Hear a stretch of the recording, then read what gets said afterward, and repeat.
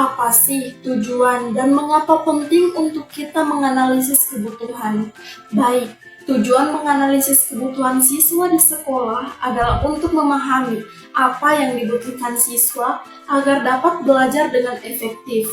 Analisis ini membantu pendidik mengidentifikasi celah dalam pengetahuan keterampilan atau motivasi siswa yang dapat mempengaruhi proses pembelajaran. Dengan mengetahui kebutuhan tersebut, guru atau institusi pendidikan dapat menyesuaikan metode pembelajaran, bahan pembelajaran, dan lingkungan pendidikan agar sesuai dengan karakteristik dan kebutuhan setiap siswa. Adapun alasan mengapa penting untuk dilakukannya analisis kebutuhan siswa antara lain yaitu yang pertama, dapat menciptakan pembelajaran yang lebih tepat sasaran. Dengan mengetahui kebutuhan siswa, pendidik dapat merancang kurikulum dan materi pelajaran yang relevan dan sesuai dengan level pemahaman siswa. Kedua, dapat meningkatkan motivasi siswa. Ketika kebutuhan siswa terpenuhi, mereka cenderung lebih termotivasi dan terlibat aktif dalam proses pembelajaran. Ketiga, meminimalkan kesenjangan pembelajaran. Analisis kebutuhan membantu mengidentifikasi siswa yang membutuhkan dukungan tambahan, sehingga dapat diberikan bantuan lebih dini untuk mencegah kesenjangan belajar. Keempat, mengoptimalkan sumber daya. Dengan pengetahuan apa yang benar-benar diperlukan siswa, sekolah dapat memfokuskan sumber daya, baik tenaga pengajar, teknologi, maupun alat bantu pembelajaran, pada aspek yang paling penting. Dan yang kelima adalah mendukung keberagaman gaya belajar. Setiap siswa memiliki gaya belajar yang berbeda. Dengan menganalisis kebutuhan, mereka memungkinkan sekolah menyediakan berbagai pendekatan yang dapat menjangkau semua tipe pembelajaran. Pada akhirnya, analisis kebutuhan siswa adalah dasar untuk menciptakan lingkungan pendidikan yang inklusif dan berpusat pada siswa, sehingga meningkatkan hasil belajar secara keseluruhan. Selanjutnya, pada kesempatan kali ini, saya akan menyampaikan temuan utama dari hasil analisis jurnal yang telah saya lakukan sebelumnya. Pada laporan kali ini, saya menganalisis dua kasus, di mana pada kasus pertama saya menemukan bahwa siswa sekolah luar biasa atau SLBB Negeri Singaraja Bali secara umum belum memiliki pengetahuan yang cukup terkait kesehatan reproduksi, seperti pengetahuan tentang ciri pubertas, proses terjadinya kehamilan, dan penyakit menular seksual. Hal ini disebabkan karena penyandang tunarungu memiliki karakteristik yang khas, seperti kesulitan mengingat, minim kosakata, dan kesulitan dalam memahami beberapa hal yang bersifat abstrak. Remaja tunarungu memiliki kesulitan mendengar, sehingga proses penerimaan informasi menjadi terganggu. Selain itu, hambatan juga dirasakan oleh guru dalam pemberian pendidikan kesehatan reproduksi pada siswa tunarungu, yakni pada komunikasi. Hambatan lain adalah materi kesehatan reproduksi tidak lagi dapat diberikan dengan jam pelajaran yang khusus, melainkan diintegrasikan ke pelajaran lainnya. Kesulitan juga dirasakan oleh guru dalam memberikan pelajaran kesehatan reproduksi, karena tidak semua guru bersedia dan siap dalam memberikan pelajaran terkait kesehatan reproduksi, khususnya bagi remaja tunarungu. Sedangkan pada kasus kedua saya menemukan bahwa siswa SMA Negeri Banda Aceh mengaku bahwa selama ini materi reproduksi yang diajarkan oleh guru mereka masih terbatas karena hanya berasal dari buku teks saja. Buku teks bisa memberikan informasi yang sangat sedikit dibandingkan kebutuhan remaja akan pengetahuan reproduksi yang benar dan akurat. Siswa juga mengakui bahwa ide dan gagasan yang baru didapatkan untuk menyelesaikan tugas-tugas yang berhubungan dengan sistem reproduksi juga masih kurang. Seperti yang kita ketahui bahwa dalam memperoleh informasi belajar biologi, khususnya materi tentang sistem reproduksi, siswa lebih tertarik melalui media elektronik seperti internet, TV, dan video. Namun terkadang siswa bisa terjerumus kepada pornografi yang didapatkan dari media tersebut. Apalagi kalau dalam mencari informasi, siswa tidak didampingi oleh orang yang lebih dewasa. Berdasarkan pernyataan tersebut, saya mendapatkan bahwa siswa SMA Negeri Banda Aceh tidak meyakini kebenaran informasi yang diperoleh tentang materi reproduksi, apalagi yang didapatkan dari media elektronik. Menurut siswa SMA Negeri Banda Aceh, informasi yang masuk tentang masalah reproduksi juga perlu disaring agar informasi yang didapatkan benar-benar valid dan berguna bagi mereka. Karena itu mereka juga menganggap bahwa media elektronik tidak begitu mereka yakini, karena dalam media tersebut bercampur baur antara informasi yang benar dengan informasi yang tidak benar. Hal ini menjadi starting point bagi kita pengembang bahan ajar untuk mengembangkan bahan ajar yang lebih bertanggung jawab dan terpercaya. Berdasarkan hasil analisis yang telah saya lakukan sebelumnya, maka saya akan merekomendasikan media pembelajaran yang sesuai berupa video animasi pada kasus yang dialami siswa tunarungu di Sekolah Luar Biasa atau SLBB Negeri Singaraja Bali. Sedangkan pada kasus yang dialami siswa di SMA Negeri Banda Aceh, saya merekomendasikan media pembelajaran berupa eksperimen dan pembelajaran berbasis proyek.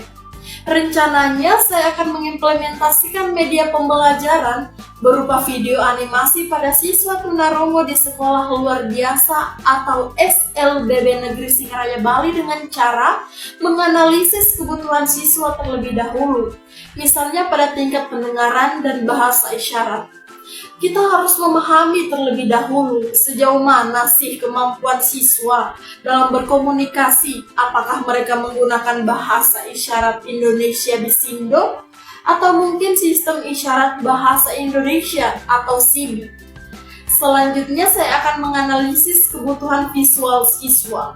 Mengetahui tingkat literasi visual siswa sangat penting karena video animasi harus lebih fokus pada visualisasi dan penggambaran konsep dengan jelas. Selain itu, saya akan melakukan perancangan video animasi seperti visual yang jelas dan atraktif, bahasa isyarat, dan penggunaan simbol juga gambar, di mana video harus memiliki animasi yang menarik dengan warna-warna yang kontras untuk membantu fokus siswa.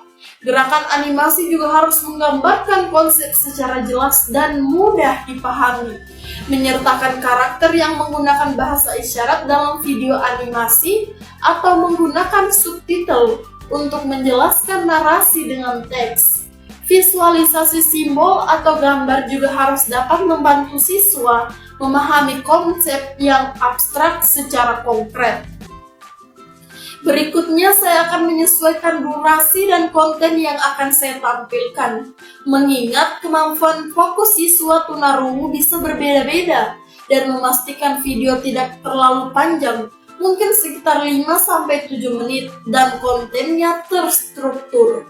Juga pemilihan topik yang relevan, saya juga akan melakukan kolaborasi dengan guru SLB atau Sekolah Luar Biasa Negeri Singaraja Bali dengan cara diskusi, mengadakan konsultasi dengan guru di SLB untuk memastikan bahwa konten yang dihadirkan sesuai dengan kebutuhan siswa.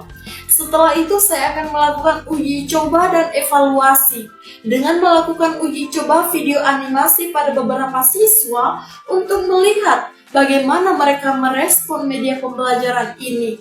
Setelah uji coba, evaluasi efektivitas pembelajaran melalui video animasi dengan meminta umpan balik dari siswa dan guru. Penggunaan teknologi pendukung juga penting untuk dilakukan dengan menyediakan papan interaktif atau proyektor. Menggunakan teknologi seperti papan interaktif atau proyektor untuk menampilkan video dengan lebih besar dan jelas. Terakhir, saya akan melakukan pengembangan berkelanjutan dengan penyesuaian berdasarkan feedback. Penyediaan materi tambahan dengan pendekatan ini, video animasi diharapkan dapat meningkatkan pemahaman dan keterlibatan siswa tunarungu dalam pembelajaran di SLBB Negeri Singaraja Bali. Sedangkan pada kasus yang kedua, rencananya saya akan mengimplementasikan media pembelajaran berupa eksperimen dan pembelajaran berbasis proyek pada SMA Negeri Banda Aceh dengan cara mengidentifikasi kebutuhan dan penyusunan materi terlebih dahulu, misalnya menganalisis kurikulum. Mengidentifikasi topik-topik utama pada konsep sistem reproduksi yang perlu dijelaskan secara rinci. Selanjutnya, menyusunan bahasa ajar alternatif, membuat materi yang valid dan didukung oleh bukti ilmiah yang dapat diakses siswa secara mandiri, seperti modul atau lembar kerja yang sesuai dengan konteks lokal. Selain itu, saya akan melakukan validasi sumber informasi, menggunakan bahan ajar dari sumber kredibel seperti buku referensi ilmiah yang terbaru, jurnal, dan situs web resmi yang diakui dunia pendidikan. Saya juga akan melakukan pengembangan pembelajaran eksperimen seperti eksperimen terkait reproduksi manusia, penggunaan teknologi, dan visualisasi 3D, dan praktikum virtual. Menyusun eksperimen sederhana yang sesuai dengan standar etika pendidikan seperti simulasi proses fertilisasi atau penggunaan model anatomi untuk menjelaskan sistem reproduksi. Jika peralatan laboratorium terbatas, memanfaatkan praktikum virtual untuk memungkinkan siswa melakukan simulasi percobaan dalam lingkungan digital.